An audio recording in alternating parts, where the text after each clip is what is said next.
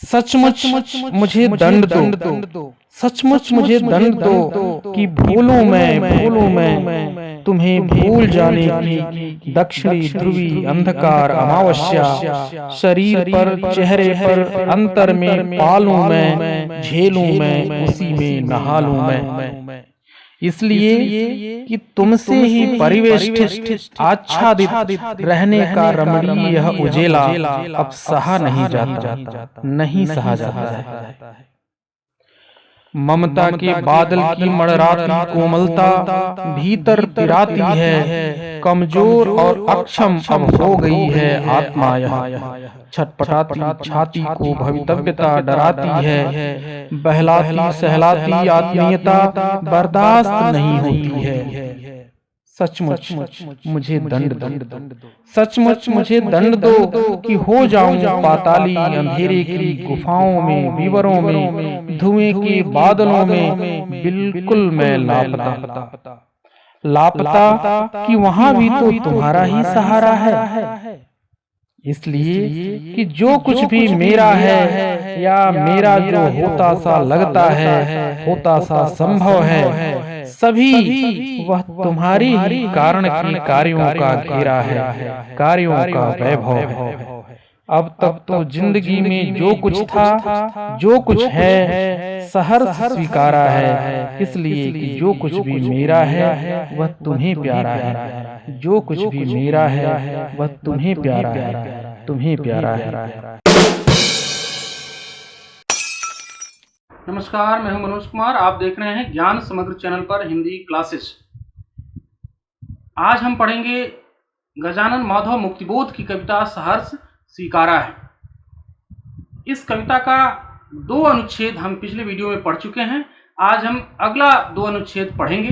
पिछले वीडियो में आपने पढ़ा किस प्रकार कवि के व्यक्तित्व में जो कुछ भी सकारात्मक या नकारात्मक चीजें हैं, जो कुछ भी गुण अवगुण, कमियां उपलब्धियां, अच्छाई बुराइयां, जो कुछ भी है वो सब अपने प्रिय को समर्पित करता है और मानता है कि उसके प्रिय के कारण है और उन सभी के साथ प्रिय उसको प्रेम करता है। इसलिए कवि भी अपने इन सभी अनुकूल प्रतिकूल चीज़ों को सहर्ष अपने जीवन में स्वीकारता है। साथ में ये भी बताता है कि कवि के साथ उसका क्या रिश्ता है, इसको शब्दों में बयां नहीं किया जा सकता, इसको परिभाषित नहीं किया जा सकता, पर इतना जरूर है कि उसके प्रिय के कारण ही उसके हृदय में प्रेम का एक प्रवाह पैदा हुआ है और उसके हृदय में उसके प्रिय का चेहरा हमेशा इस तरह से बसा रहता है जैसे धरती के ऊपर रात भर चंद्रमा मुस्कुराता रहता है। अगले अनुच्छेद में कवि ये बताना चाहता है कि वास्तव में मैं अपनी चेतना के बल पर, अपनी क्षमता के बल पर अपने जीवन को खड़ा करना चाहता हूँ, अपने जीवन को जीना चाहता हूँ, अपने जीवन की समस्याओं और संघर्षों का सामना करना चाहता हूँ, लेकिन ऐसा नहीं कर सकता क्योंकि मेरे प्रिय ने मेरे व्यक्तित्व को पूरी तरह से आच्छादित कर लिया। अपने प्रेम से, अपने प्रेम की मादकता से, अपने प्रेम की कोमलता से उसने मेरे जीवन को इस प्रकार कोमल बना दिया है कि अब मुझे भीतर से कहीं न कहीं पीड़ा होती है, कहीं डर लगता है, एक आशंका बनी रहती है कि अगर कभी प्रिय मेरे जीवन में नहीं रहा तो क्या मैं अपनी क्षमताओं के बल पर अपना जीवन जी सकूंगा। और यही प्रश्न उसे बेचैन करता है और यही कारण है कि वह अपने प्रिय से अनुरोध करता है कि तुम कुछ ऐसा करो कि मैं तुम्हें भूल जाऊं। यहाँ ध्यान रखने की बात है कि कवि अपने प्रिय को भूलना चाहता है, लेकिन वो भूलना भी अपने दम पे नहीं चाहता, वो भी अपने प्रिय से ही अनुरोध करता है कि तुम कुछ ऐसा करो कि मैं तुम्हें भूल जाऊं। क्यों भूल जाऊं, इसका कारण कवि ने बताया है। कैसे भूल जाऊं, इसका भी वर्णन कवि ने किया है। लेकिन फिर भी अंतोगत्वा कवि को लगता है कि अपने प्रिय को भूल करके भी मैं जाऊंगा तो जाऊंगा कहाँ, क्योंकि जो कुछ भी मेरे पास भूलने के बाद भी बचेगा वो सब भी मेरे प्रिय के कारण ही मेरे जीवन में है। इसलिए प्रिय से अलग मेरे जीवन में कुछ भी नहीं है। तो आइए पढ़ते हैं कविता की पंक्तियाँ। कवि कह रहा है, सचमुच मुझे दंड दो, सचमुच मुझे दंड दो कि भूलूं मैं तुम्हें भूल जाने की दक्षिणी ध्रुवी अंधकार अमावस्या शरीर पर, चेहरे पर, अंतर में पालूं मैं, झेलूं मैं, उसी में नहा लूं। ये जो कुछ पंक्तियां हैं जिसमें बार बार एक जैसे शब्दों को दोहराया गया है, ये भावना के आधिक्य को, भावातिरेक को प्रकट करने के लिए है। कवि अपने प्रिय से निवेदन कर रहा है कि तुम मुझे दंड दो। क्या दंड दो? कुछ ऐसा करो कि मैं तुम्हें भूल जाऊं। और तुम्हें किस प्रकार भूल जाऊं? जैसे दक्षिणी ध्रुवी अंधकार अमावस्या मैं अपने पूरे शरीर, चेहरे और अंतर में पालूं, उसी में झेलूं और उसी में नहा लूं। अब ये दक्षिणी ध्रुवी अंधकार अमावस्या क्या है? ये अंधेरे के अतिशयता को, अंधेरे की तीव्रता को बताने के लिए ये सब एक आधिक्य सूचक शब्द हैं। आपको पता होगा दक्षिणी ध्रुव पर जो है वो 6 महीने दिन होता है और 6 महीने रात होती है। तो अगर दक्षिणी ध्रुव पर कोई रात है, 6 महीने की रात है, और वो रात भी अमावस्या की रात है, अमावस्या की रात वैसे भी ज़्यादा अंधेरी, ज़्यादा काली होती है, और वो रात दक्षिणी ध्रुव पर अगर अमावस्या की रात हो तो और भी भयानक, और भी गंभीर काली रात्रि होगी। तो कहने का मतलब अंधकार के आधिक्य को, अतिशयता को बताने के लिए कवि ने यहाँ वर्णन किया दक्षिणी ध्रुवी अंधकार अमावस्या, यानी गहन अंधकार को मैं अपने शरीर पर, चेहरे पर, अंतर पर पालूं। और ये गहन अंधकार किसे कह रहा कवि? अपने प्रिय की विस्मृति को। पहले ऊपर कहा कि कुछ ऐसा दंड दो कि मैं तुम्हें भूल जाऊं, और ये जो मैं तुम्हें भूल जाऊंगा, ये जो तुम्हारी विस्मृति होगी, वही मेरे जीवन में एक ऐसा गहरा अंधकार होगी, मेरे जीवन में ऐसे गहरे अंधकार के समान होगी जिसको मैं अपने चेहरे पर, अपने अंतर में पाना चाहता हूँ। अर्थात मेरा पूरा चेहरा, चेहरा यहाँ प्रतीक है व्यक्तित्व का, शरीर अपने अस्तित्व का प्रतीक है, चेहरा व्यक्तित्व का प्रतीक है, अंतर अपनी चेतना का प्रतीक है। कह रहा मेरा पूरा व्यक्तित्व, मेरा पूरा अस्तित्व और मेरी पूरी चेतना इस गहन अंधकार में, कौन से गहन अंधकार में? तुम्हारी विस्मृति के गहन अंधकार में डूब जाए। मैं इस अंधेरे को अपने जीवन में झेलूं और पूरे उस अंधेरे में नहा लूं, अर्थात मेरा पूरा समग्र जीवन, व्यक्तित्व, चेतना इस अंधेरे में, विस्मृति के अंधेरे में डूब जाए। यहाँ आपको ध्यान में रखना है कि अंधकार कवि ने किसे कहा है? अपने प्रिय के भूलने को ही कवि ने अपने लिए अंधकार माना है। अर्थात कवि अपने प्रिय को जैसे ही भूल जाएगा तो उसका मानना है कि उसका जीवन एक गहरे अंधकार में डूब जाएगा। आगे देखते हैं, कवि कह रहा इसलिए अब क्यों, ये तो बताया कि क्यों वो कवि चाहता क्या है अपने प्रिय से, अब बता रहा है कि क्यों भूलना चाहता है। क्योंकि प्रेम तो लोग पाना चाहते हैं, अपने प्रिय को भूलना नहीं चाहते, लेकिन कवि अपने प्रिय को क्यों भूलना चाहता है उसका कारण बता रहा है। कह रहा इसलिए कि तुमसे ही परिवेष्टित, आच्छादित रहने का रमणीय यह उजेला अब सहा नहीं जाता। मेरा समग्र जीवन जो है तुमसे ही परिवेष्टित, परिवेष्टित मतलब चारों ओर से घिरा हुआ, आच्छादित मतलब पूरी तरह से ढका हुआ, यानी मेरा जो जीवन है वो पूरी तरह से तुम्हारे प्रेम से घिरा हुआ है, तुम्हारे प्रेम से ढका हुआ है। हालांकि ये जो मेरे जीवन में उजाला है, तुम्हारे प्रेम का उजाला है, वो बहुत ही रमणीय है, बहुत सुंदर है, लेकिन फिर भी अब सहा नहीं जाता, क्योंकि एक संस्कृत में कहावत अति सर्वत्र वर्जयित, अधिकता चाहे किसी भी चीज की हो वो अच्छी नहीं होती। हमने उदाहरण दिया कि जैसे बहुत अधिक प्रकाश हमें देखने में मदद करता है, लेकिन बहुत अधिक प्रकाश हमारी आंखों को चकाचौंध से भर देता है और हमारी दृष्टि को बाधा पहुंचाता है देखने में। इसीलिए कवि कहता है कि हमारा समग्र जीवन तुम्हारे प्रेम से ढका हुआ, घिरा हुआ है, हमारे जीवन में तुम्हारे प्रेम का उजाला है। यद्यपि ये बहुत रमणीय है, बहुत सुंदर है, लेकिन फिर भी अब ये प्रेम मुझसे सहा नहीं जाता। क्यों नहीं सहा जाता? कह रहा ममता के बादल की मड़राती कोमलता भीतर पिराती है। ये तुम्हारे ममता के बादल मेरे जीवन में छाए हुए हैं, ये मेरे जीवन को इतना कोमल बना दिए हैं कि मुझे कहीं कहीं भीतर से पीड़ा होती, भीतर पिराती है मतलब भीतर से पीड़ा होती है। कमजोर और अक्षम अब हो गई है आत्मा यह, और तुम्हारे इस प्रेम की कोमलता के कारण मेरी जो आत्मा है, मेरे भीतर की जो शक्ति है, वो अत्यंत कमजोर और असमर्थ, अक्षम हो गई है। छटपटाती छाती को भवितव्यता डराती है। मेरे सीने में एक भवितव्यता अर्थात भविष्य की आशंका, भवितव्यता का मतलब भविष्य की आशंका मेरे जीवन को, मेरे छाती को, छटपटाती हुई छाती को डराती है। छटपटाती छाती किसको कहा गया? ऐसी मतलब कवि के सीने में एक तड़प है, और वो तड़प किस बात की है? भविष्य के किसी अनजाने डर के कारण वो तड़प है। और वो डर क्या है कि अगर प्रिय नहीं रहा जीवन में तो मैं अपने बल पर क्या अपना जीवन जी पाऊंगा।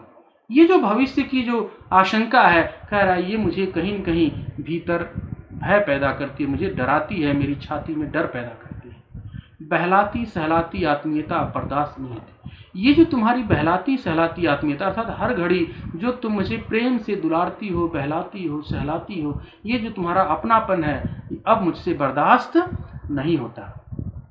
यानी प्रेम का बहुत अधिक आधिक्य भी हमें कमजोर बना देता है, दुर्बल बना देता है। जैसे ठीक माँ का बहुत अधिक दुलार, बहुत अधिक प्यार बच्चे को बिगाड़ देता है, ठीक वैसे ही आपके प्रिय का आपके जीवन में बहुत अधिक प्रेम भी आपकी अपनी क्षमताओं को आपसे विस्मृत कर देता है, भुला देता है, और आप धीरे धीरे अक्षम और कमजोर खुद को महसूस करने लगते हैं। कवि भी ऐसा ही महसूस कर रहे हैं।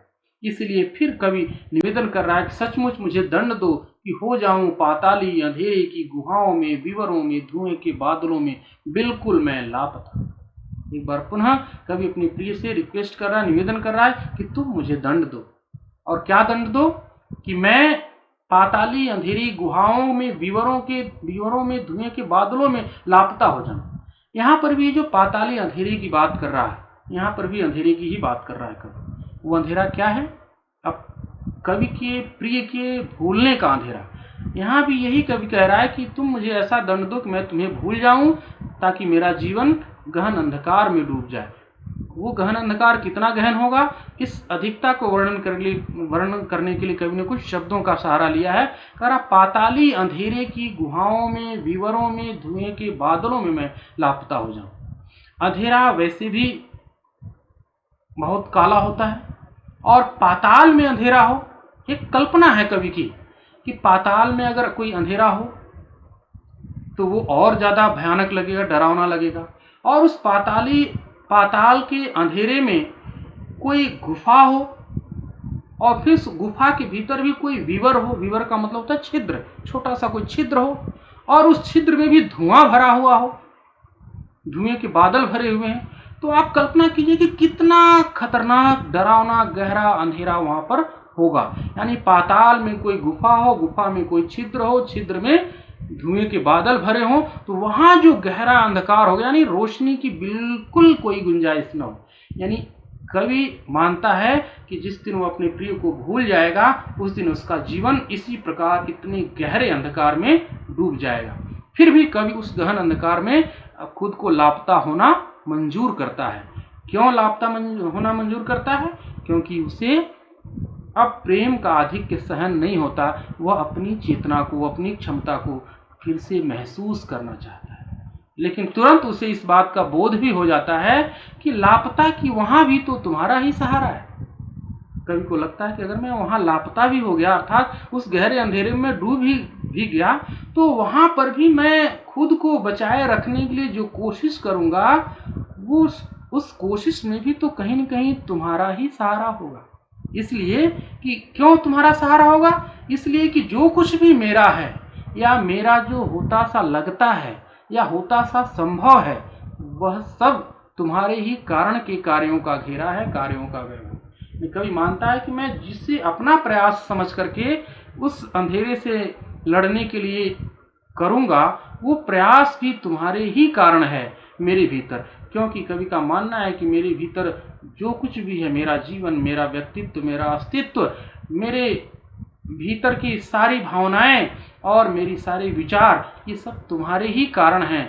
तुम्हारे ही कारण के कार्यों का घेरा, मतलब तुम्हारे ही कारण ये सारे कार्य मैं कर सका हूं।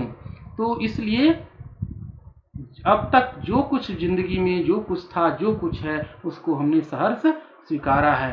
अंत में कवि कहता है कि मेरे जीवन में जो कुछ था जिंदगी में और जो कुछ अभी है, उन सबको मैंने सहर्ष स्वीकारा है, क्योंकि ये सब तुम्हारे कारण है और तुम इन सारी चीज़ों के होते हुए भी मुझे प्रेम करते हो, इसलिए मैंने सहर्ष स्वीकारा है। तो इस पंक्ति के साथ कविता को लेखक समाप्त करता है कि मैं अगर तुम्हें भूल करके भी अंधेरे में खो जाता हूँ, मेरा जीवन अंधेरे में खो जाता है, तब भी अगर मैं कुछ प्रयास करूँगा तो उसमें भी तुम्हारा ही योगदान होगा। और यही कारण है कि मैंने अपने जीवन में जो कुछ भी है उसको खुशी खुशी स्वीकार किया है, क्योंकि वो तुम्हारे कारण है और तुम उन सारी चीज़ों के होते हुए भी मुझे प्रेम करते हो। तो इस तरह से आपने देखा अंतिम 2 अनुच्छेद का भाव सौंदर्य, जिसमें कवि ने बताया कि कवि अपने प्रिय को भूल जाना चाहता है और ये भी मानता है कि कवि अपने प्रिय को भूल जाएगा तो उसका समग्र जीवन एक गहरे अंधकार में डूब जाएगा। लेकिन इस गहरे अंधकार से बचने के लिए, इस गहरे अंधकार में अपना जीवन जीने के लिए कवि जो भी प्रयास करेगा, वो प्रयास भी तो कहीं न कहीं उस प्रयास में भी कवि के प्रिय का ही योगदान रहेगा, क्योंकि प्रयास भी जीवन के द्वारा ही किया जा सकता है और जीवन में जो कुछ भी है वो सब उसके प्रिय के कारण है। इसलिए वो प्रयास भी उस प्रिय के से अलग नहीं है, उस प्रिय से अलग वो प्रयास भी नहीं है। और अंतोगत्वा कवि यह स्वीकार करता है कि मेरे जीवन में जो कुछ भी है उसको मैंने सहर्ष इसीलिए स्वीकार किया है कि वो सब तुम्हारे कारण है और तुम्हारा दिया हुआ है, उसमें तुम्हारे एहसास हैं, तुम्हारा योगदान है। और इस तरह से कवि अपनी समग्र व्यक्तित्व, अपने समग्र अस्तित्व और समग्र जीवन को, अपनी चेतना को, अपनी प्रिय को समर्पित करते हुए एक तरह से उद्घोष करता है कि तेरा तुझको अर्पण क्या लागे मेरा। कविता अगर आपको समझ में आई हो तो कविता को लाइक कीजिए, शेयर कीजिए और ज्ञान समग्र चैनल पर हिंदी क्लासेस की और वीडियो देखने के लिए ज्ञान समग्र चैनल को सब्सक्राइब कीजिए। धन्यवाद। शुभ